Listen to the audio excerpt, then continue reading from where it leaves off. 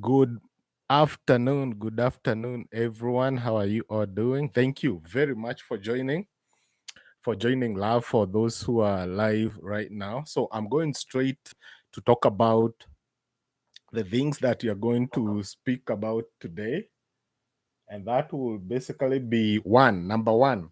We are going to talk about how influencers are actually making money. We're also going to talk about how brands are also losing money by not using influencers to their fullest potential. So there's this thing that is going around about using influencers are good. They can help you build your brand and all that. But basically what businesses are looking for, most businesses are looking for sales, most businesses are looking for leads. And on the other side, most influencers are selling, and they are stuck on selling branding as the highest level of value to their clients.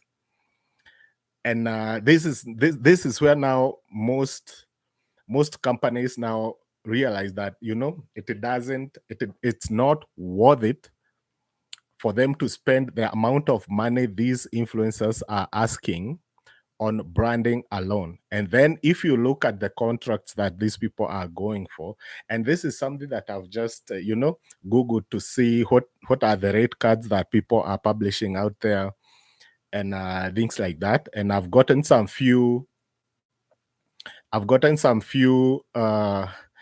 articles on Nation, and the other one on Standard newspaper, on how influencers are charging, right? So the disconnect between influencers who are unable to deliver on the client's needs, it's huge. Most influencers are not able to cater for the client's needs, and basically what clients want is results in terms of sales, results in terms of leads, qualified leads to their business. That's what builds them, especially brands that are not huge. But most influencers wanachipuka kila pahali. Everybody now is getting to 20,000 followers. Everybody is getting to 10 to 100. It's easy to get there with different platforms, and we are also going to talk about which is the best platform for you as an influencer to build your brand on, and why. Because depending on the type of platform, whether TikTok, Facebook, Instagram, now we have Threads, Twitter, there is YouTube. Which is the best platform for you in terms of making money? Which platform is best for you to grow your following? Is it Twitter? Is it LinkedIn? Is it TikTok? We are going to look at that and the reasons why these are the best platforms for you to grow your following. Because the more time you spend, if you spend your time on TikTok, definitely TikTok is growing, and it's going to grow in terms of its ability to help you make money with brands and brand endorsements. But at the moment it's not the best. At the moment it's not the best. So which one is the best at the moment? I'm going to share with you all those tips so that we can build something that works for everyone, the influencers and the businesses. So those people who will be able to brand themselves and to offer value to customers are actually going to maintain their stature as influencers. But those people who are unable to do that, they are going to fade off, because there is a lot of them coming up. So in this video, what we discuss is how influencers can deliver high value to their clients, and how brands can actually maximize on influencers. But before we go there is an article that I found, and it's very interesting. I found it to be very interesting, and it's about the type of influencers that we have. So and this is in Kenya. So these are influencers that are in Kenya, and this basically probably is a standard that is going on at the moment in the industry. So we are calling those people with 100 to 20,000 followers, we are calling them nano influencers. And on average, they're supposed to charge, like, for a story on Instagram or Facebook, for a story, you're supposed to charge like 5K, you know.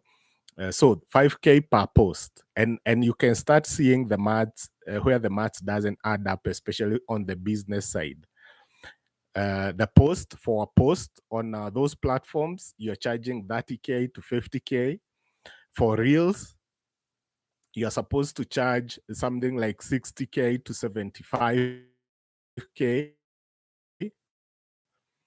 And then there is what we are calling macro influencers, for those people who are between 20,000 and 100, macro influencers who are above 100 to millions of followers. So those are called macro influencers. Now, that is very interesting because the match you're charging depends on the number of followers. So basically, what you're selling is eyeballs, right? But that are brands willing to buy eyeballs at that cost, and what is the value for them in the long run? Because remember, the marketing has to be in a way, especially in digital marketing, it has to be in a way that these brands can be able to use the assets they create and the audiences they create. They're able to use that in for long periods of time, right? So I was going through another article on Standard Media, and they were talking about how much specific influencers are charging. So for Aziad, they were talking about she has about 2 million followers on Instagram, and she can charge anywhere between 300,000 and above for campaigns. You know, there is Joy Candy with 372 followers, and she's supposed to be charging 250K and above. Amina Mohammed, she's a media personality, a very huge influencer with 1.3 million followers, charging 350,000. So these are articles that are out there. If you Google rate cards for Kenyan influencers, you're going to find those articles out there. So that's what I did, and I got these details about different influencers, and it was very interesting to know, to see how much people are willing to pay or how much people are charging. Not uh, probably companies are not paying this much, but that's what is out there, right? So let's work with what is already out there. So now, and this one is quite recent. The article on how much each specific influencer is charging is quite recent. So they have all that data out there. Now, the most interesting thing is, and what I found about all that, is that most people and most articles are talking about influencers and how they are supposed to be paid good money. Kenyan influencers, African influencers are supposed to make huge money as those other influencers in other countries. The greatest reason why companies are not willing to pay that much, and I won't even advise. In my training, I usually don't advise companies to pay this much because it's not worth it. In the how many posts can you do? When you engage such influencers, they are probably going to make 3-4 posts, right? Because they don't want to overwhelm their audience with marketing messages, right? So they are going to make several posts, maybe 3-5 posts in a month or in a week, whichever period, and however much that audience can actually pick, you know, or withstand. And also now you can't have so many brands running your content or running post on to your audience, because you also don't want to like overwhelm them with different types of messaging. So you find that you are limited in the number of clients that you can pick, and also the number of posts that you can do, and you still need to make money. You still need to make a living out of it. But businesses have to look at it from the aspect of what value am I getting. So most people, what they are selling is reach, engagements. Probably you're going to get sales, and they do. Businesses do get sales, especially when you post, influencers post. You might get some sales, you might get some traction, but it's not sustainable. So what happens is, once you post, there is a spike, in terms of sales, in terms of engagement. There is a spike that goes on, but within a few hours it drops, and you wait until the next time when the influencer posts. So if they are posting 5 times in a week, so you're going to get 5 spikes in a week. And can you maintain that for the long run? You find that it's not sustainable. And what businesses are looking for is sustainability. Can I create something once that is going to generate me leads for the long term? Because that's like, when I'm training businesses, I'm training them to look for opportunities where they can create a piece of content, where they can engage an influencer, and then keep growing in terms of their leads, in terms of their sales for the long term. And this is something that influencers cannot deliver to the businesses, because they are unable to come up with a way, or a framework or a contract that will help the businesses get what they want, and for influencers to get what they want. So also today I want us to talk about how can you frame your content and your value in such a way that when you pitch, you are pitching consistency in terms of leads and engagement, whatever it is that company is looking for. So you're pitching consistency, and for a long period of time. And on the other hand, you're not going to overwhelm your audience with a lot of sales content or ads, from brands. So you can engage up to, let's say, even 25 brands at the same time, and you're not overwhelming your audience. How can you do that? And those are opportunities that are out there that you can pick, but most people don't know. Most people don't know the platforms that can actually give you that. They don't know how to go about it, because when you engage some of those businesses, first, they don't know what they're looking for. They don't know how to do digital marketing in a proper way. So they will never even ask you for these things. It's what they want, but they can't ask you because they don't even know how to do it.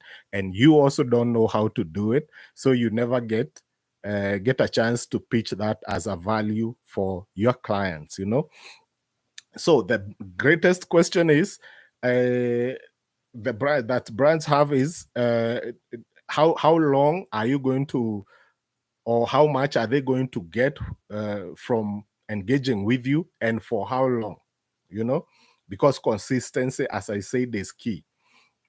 And most influencers, when they pitch, they are talking about number of posts, number of engagements, probably a video here and there, going live on those platforms. So probably you might go live on Instagram, you might go live on TikTok with a brand trying to sell. I've seen brands doing that, especially real estate brands doing that for different reasons, So they go live and they're selling land that way, probably getting some leads.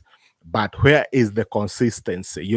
At the point of consistency, at the point for long term, that's where they are losing it, because they can't keep engaging. They can't keep paying 300,000, 350 for several posts, and for few leads, or for few sales. They must make their money back.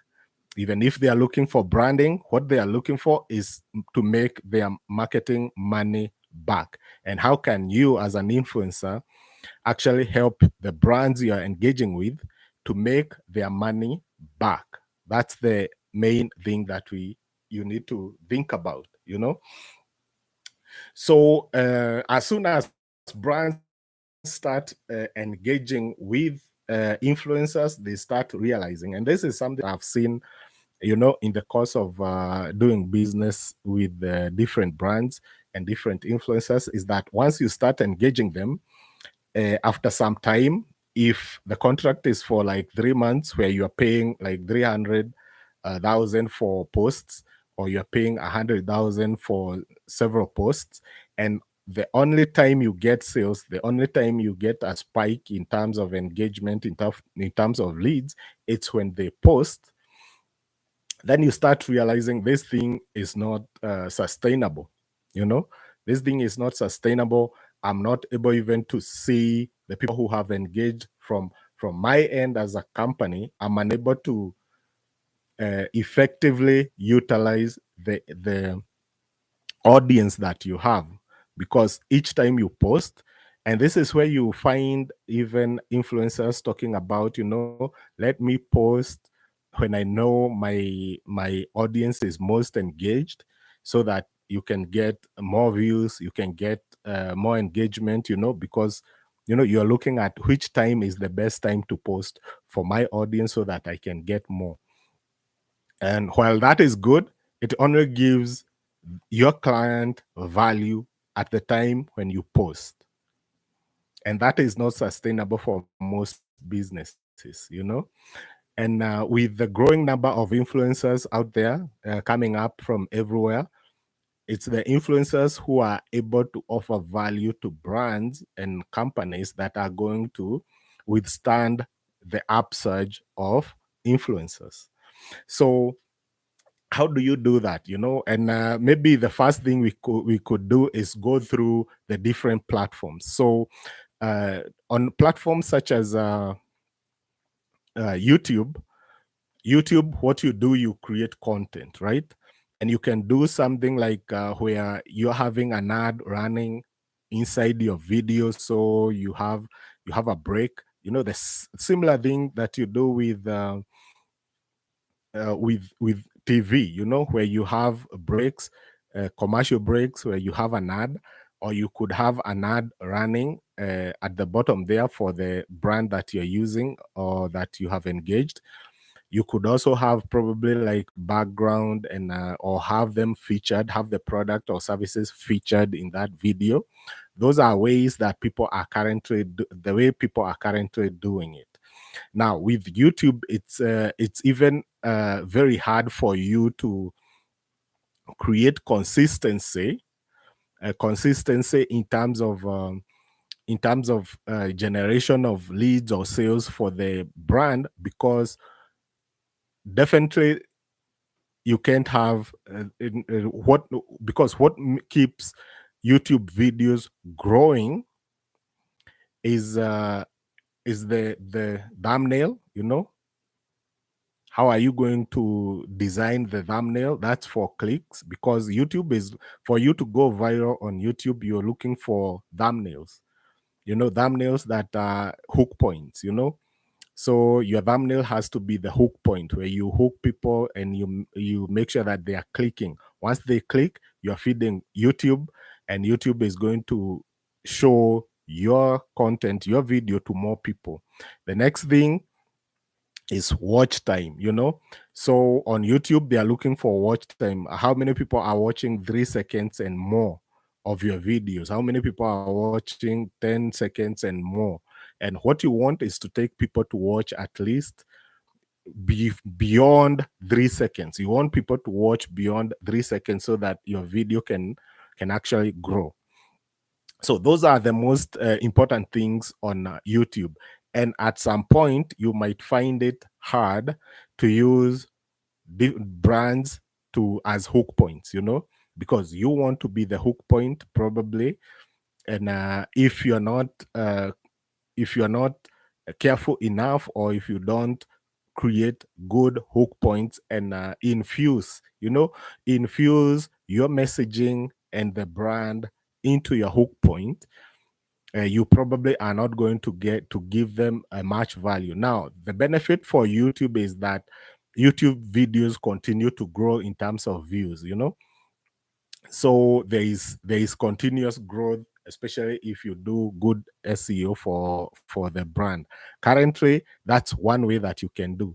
The downside for YouTube also is that if you try to run ads on a YouTube channel, you're going to see a dip in terms of your organic earning that Facebook is paying you. So once you start running ads, your YouTube videos will start to earnings will start to drop, and most people go to YouTube because you can make money from YouTube, and it's good money.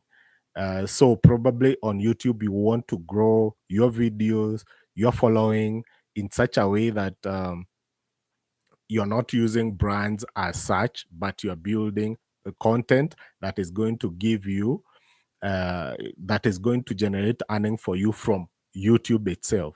So the next platform is a platform such as Twitter. On Twitter, you can run ads on Twitter. Now, the best way to use Twitter as a brand, engaging with the different as an influencer, engaging with different businesses, is that you can create content, whether videos, whether posts, tweets on that platform, and then run ads to your own audience. Now, because of challenges of the platform, you're not able to give access or you're not able to give access to to the company so that they can use their own ad budget to run ads on your platform. So that is one of the downside of Twitter. You cannot run ads from another account. You can only run ads from your own. Now, the only way you go around it is to ask for budget, deposited into your own account, and then you run the ad from your account.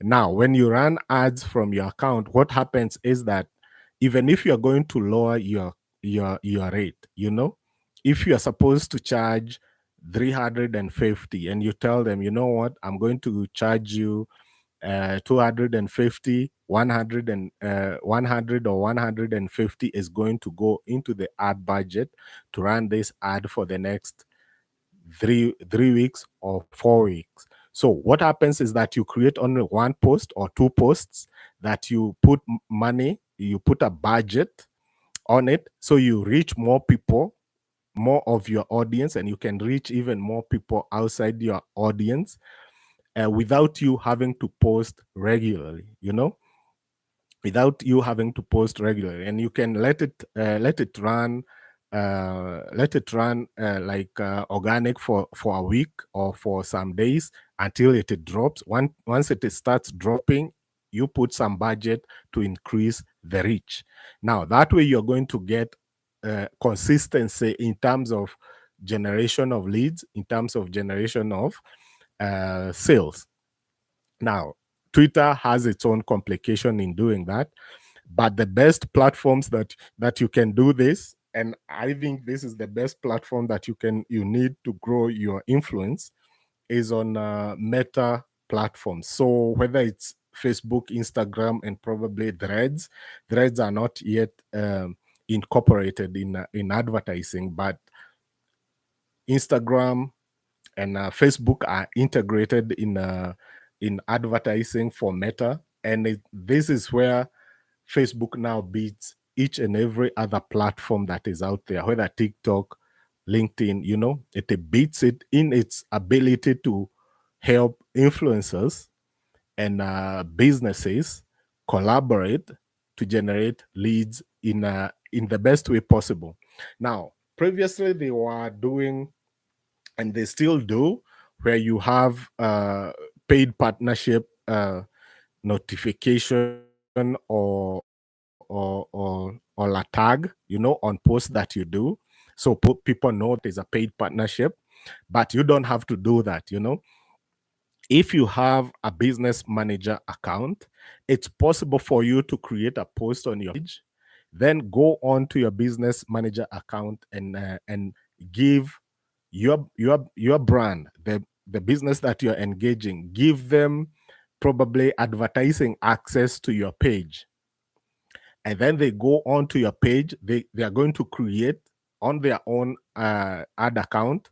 They don't have to share their to give you advertising budget. You only need to post and then give them access, and they are going to run that ad for you, without even you having to be there. Now, metrics, they are going to see the sales that they are going to make, and you've given them advertising access so that they cannot remove you as an admin. They cannot steal your page or your profiles. So now, once you have created the post, and you're telling them per post is 350, and then you give them access and you tell them I'm giving you access for the next 3 months. You create one post, you have a contract for 3 months, and they run an ad on your page for the next 3 months, and running that page to wherever they want to take that audience, those leads. Now, I'm going to talk about how brands can actually make this happen for themselves. But for you as a brand, what you want to understand is that is possible. It's possible for you to create one post today for this brand, another post tomorrow for another brand, and then use stop posting commercial content, paid content. You stop posting for probably like another month, and you have your money running for 3, 4, 5 brands. So you have contract with 3, 4, 5 brands. You're not posting every day, so that means you're not going to overwhelm your audience with marketing content, but you're going to have the ad going to them, the same post reaching them wherever they are. And the brands, on the other hand, if they know what they're doing, they're able to target your audience. They're able to target people who look like your audience.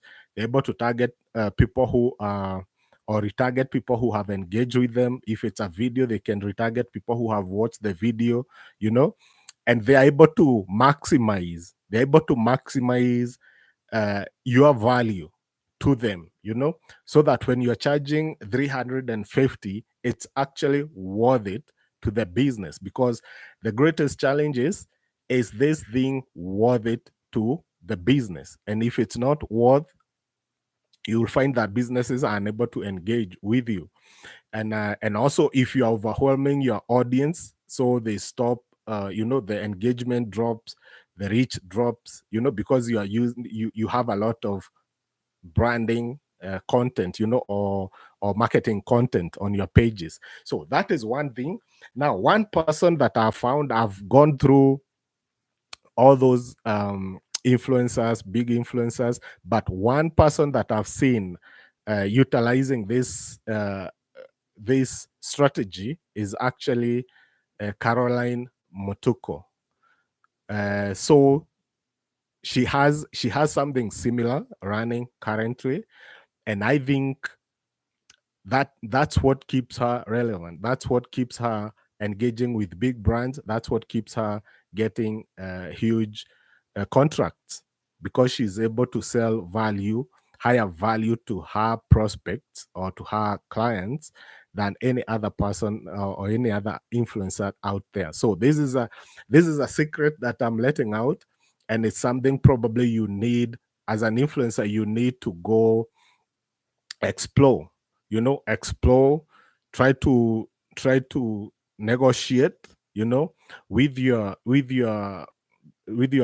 clients on how you can create lesser content, so you are making fewer posts. You are giving them longer time to engage with your content, and also giving them access to your audience where they can reach each and everyone that is on your profile. So if you have 1.2 million followers, it's possible for them to target all the 1.2 million followers. And it's also possible for them to target people who look like your followers. It's possible for them to target or retarget those people who have engaged with that content, the content that you've created.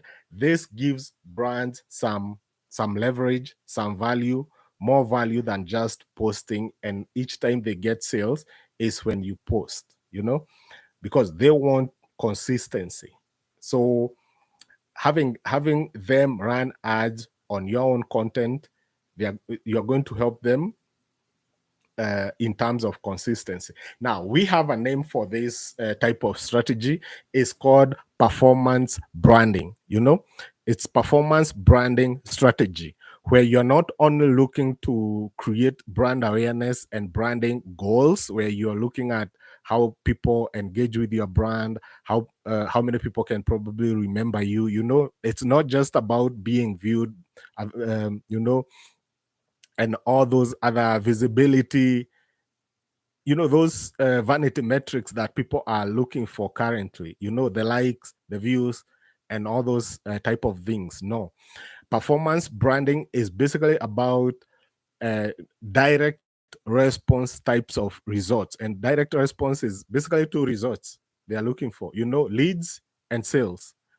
So you are able to deliver leads and sales consistently, as well as building their brand. That's why it's called performance branding. Your results are gauged in terms of performance, sales, and leads. And also, there is branding aspect that comes along with that, right? So it's called performance branding strategy. And that is very effective for influencers. And that's how brands stop losing money using influencers. That's how they start getting more value from influencers. And you, as an influencer, understanding that this industry is getting overwhelmed. So many influencers are getting into it. There are nano influencers, there are macro, there are micro. There is every type of influencer that is in there, and with that type of competition, at some point you find that you are on a race to the bottom. Who can charge the least. Even brands now come to you. If you charge 5,000, they're telling you, I can get somebody to do it with 2,000. And you find yourself falling into that trap, actually giving in and getting those small money, because there is a lot of competition. The way you differentiate yourself is by offering them more value. And what I've just talked about will help you give them more value. Okay, so yeah, that's the thing that you want to engage with your brands. It's about performance branding, and I've shown you how you can actually do it. So basically, I'm going to look for questions. If you have any question, I would like to see them. Any question? If there is any question, you can let me know on the chat. Let me know on the chat if you have any question. But as we look for questions, it's actually 30 minutes. I love keeping it short, like 30 minutes only, and it's now 33 minutes are gone. So one other thing that I wanted to talk about is which is the best platform for you to create your own influence on. Where do you want to build your audience?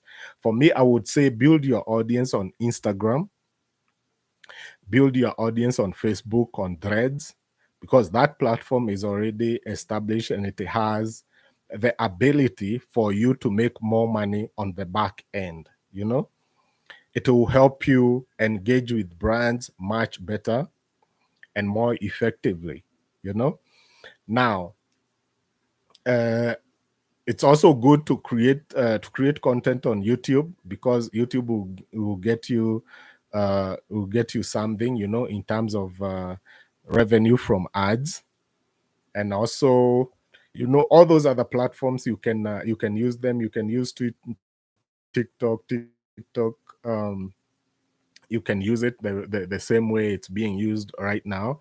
Not too much value to brands on the back end, because for me, if I were using an influencer, if I was advising a brand to engage an influencer, I would ask them to engage influencers that are on Facebook, that are on Instagram. They have a huge following on Insta. They have a huge following on Facebook, because I'm able to retarget. I'm able to target that audience specifically on these other platforms, and easily, right? On these other platforms, like TikTok, you can build a huge following, but uh, running ads to them is a challenge. I don't know whether they have opened it up to the whole of the world. At some point, they had very specific regions that they could run ads. You've heard that it's being, there's a lot of issues with TikTok, so maybe its rollout to the whole world might be a challenge. But it's a growing platform. You never know. It's good to have a following there, but it's still going to be a challenge with all the type of influencers that are rising from those platforms. YouTube is good. LinkedIn is good, because you can still do the same. You can run ads to the audience. It's not easy, but it can be done. But on Facebook, it's easy. On Instagram, it's easy. On Threads, it will be easy once it's incorporated in terms of that you can run ads. So, Sean Joroge, for a startup, is it advisable to try establish your audience on all platforms together? I would say for a startup, choose one platform. Hey, you're going to create your content, to create your audience. Understand the reason why you're trying to create an audience in those platforms. So, if you look at YouTube, so you probably want to do some educational material, some an infotainment type of content, where you're informing people, but you're still entertaining them. So that's something that you can do. On Facebook, on IG, it's probably a good place, because you can, for the people that you've engaged with, and you can engage even other influencers in those platforms easily. You can run ads easily. You can create a following there fairly easily. So that's the best platform that you can use, IG right now, and Facebook. People are claiming that Facebook near my dinosaur, ni ya kitambo. But if you look at the data that is coming from Facebook itself, it's a publicly traded company, so the information it gives is actually accurate. If they were to lie, they would have to be charged for something, or get fined for misinformation. And what is happening is that there is a growth in terms of people who daily users. There's a growth in terms of daily users on Facebook itself. There's a growth in terms of monthly users. So it's not going down, it's growing. So while most people, the young guys might not be on the platform, it's still a platform that is growing, and this is especially because it's the best platform for businesses. I know right now ads are growing, are becoming, harder to run. The cost is increasing in terms of generation of leads, but it's a good platform. It's up to this point is the best. Google Ads is also a good platform, so you can try to do SEO and so have a website, do SEO and all that, because people are going to search. So organic growth is good.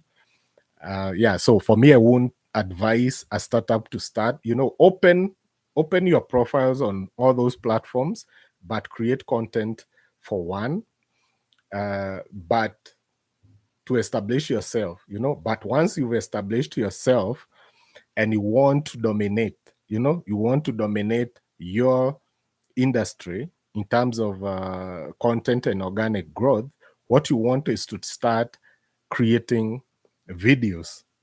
So you create videos. For those videos, you transcribe them. Once you transcribe them, you can have it as a post on IG, a post on Twitter, a short, a reel on another platform. So the best way is to create video content and then try to repurpose that content for different platforms, because even the content that you transcribe, you can put it as a post on your blog or something like that. So it's possible for you to do quite a lot when you start creating videos. But as a startup, probably if you're starting up with the shoestring budget, or bootstrapping your startup, you probably want to have a specific platform that you get started with. So, yep, I think that's just about it. Thank you very much, Miriam and Sean Joroge. Asanteni sana for showing up. I can see that we have several people there. Thanks much. I've taken notes. Yeah, thank you very much. Looking forward to our next a live session. It will be on Monday at 9. Thank you very much, Kenneth Kamau. Nashukuru sana. Asante sana. So yeah, guys, thank you very much. Make sure that you subscribe if you haven't subscribed. My aim right now is to get to 500 subscribers. I'm at around 200, I guess. I hope I'll have hit 200 by the time I'm finishing this. So share, like this video, subscribe, hit that notification bell so that you're notified every time I post. Yeah, and let's grow this together, right? Thank you very much, and bye-bye.